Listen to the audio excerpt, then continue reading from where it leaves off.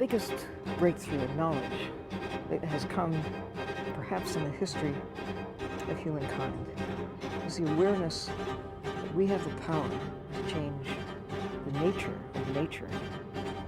We actually can have an influence on the climate, on the weather. We can so make rips and tears in the fabric of life that the basic chemistry of the planet is altered. And we can do it in a few decades because we've done it. We've already done it.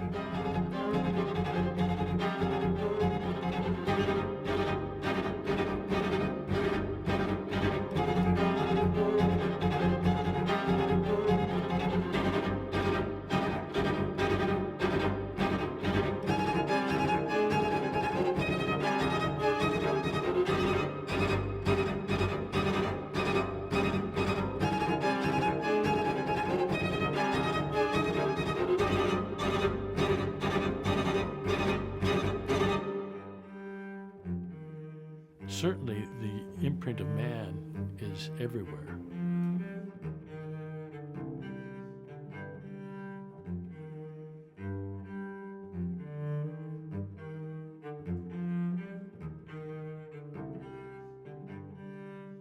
Our population is expanding quite rapidly, but it's not just that. Our carbon footprint per person is rising quite rapidly as well.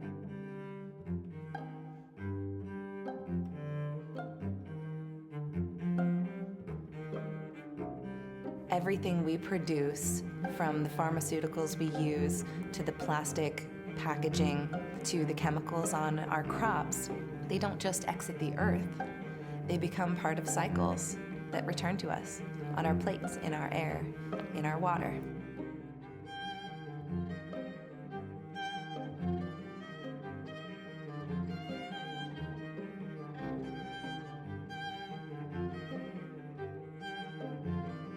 The proliferation of plastics in our environment represents consumer convenience.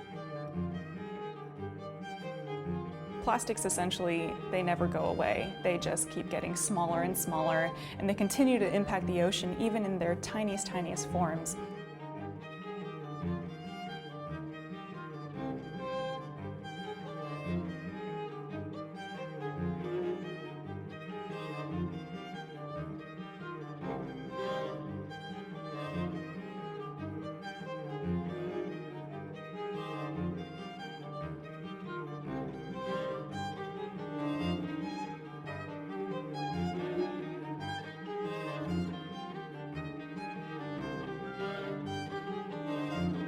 The numbers are quite startling. The invasion of atmospheric CO2 into the ocean, it's now over 1 million tons an hour. The problem is that that has changed the chemistry of the ocean and will change it more severely in the future.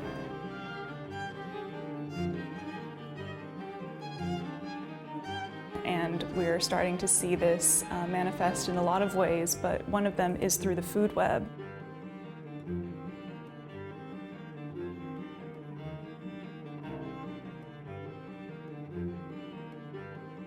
The whole food web is linked.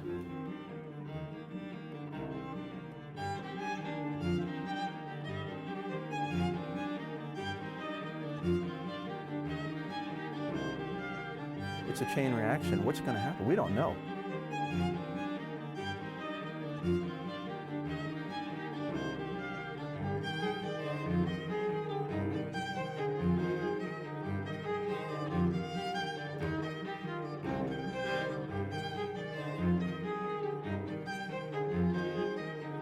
Everything is related to everything else. So the loss of anything could have effects on us as humans several years down the road.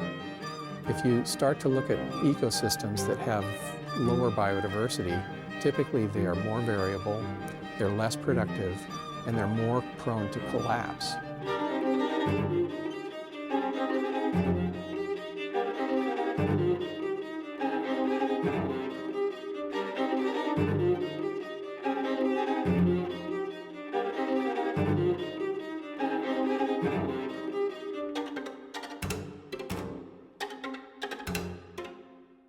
Life has thrived in the oceans for roughly 600 million years. And through that 600 million years, there have been many periods of mass extinctions where much of life, in fact, most of life, has disappeared from the planet.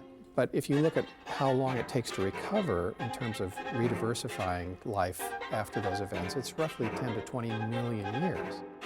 I think what our research has shown is it's a lot easier to break an ecosystem than it is to fix one.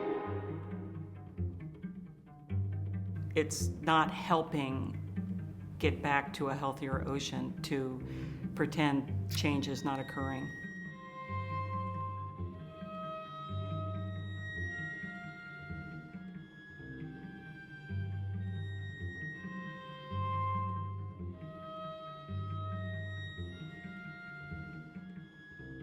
And in order to change policy, this needs to be global.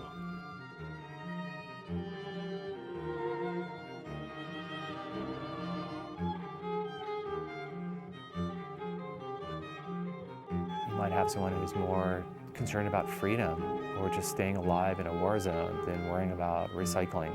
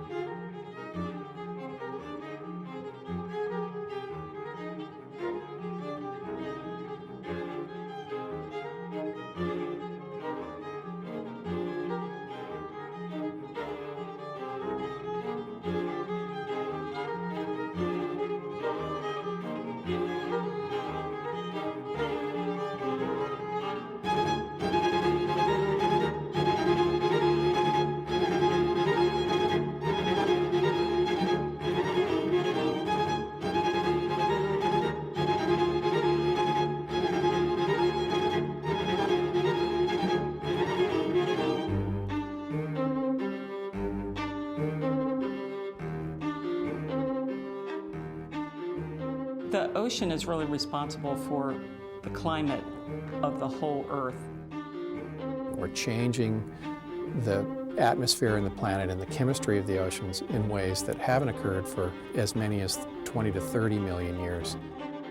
To rapidly double atmospheric CO2 has major consequences in terms of climate. And this is happening faster than I think most people ever wanted to believe.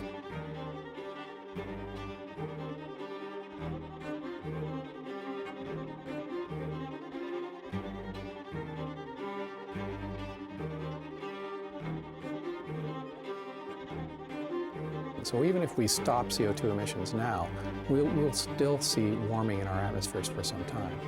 Any rate of climate change that people have sensed up to this date is going to be dwarfed by the rate you will experience over the next 30 years. We seem to be perversely doing everything in our power to undermine the way this beautiful integrated system works.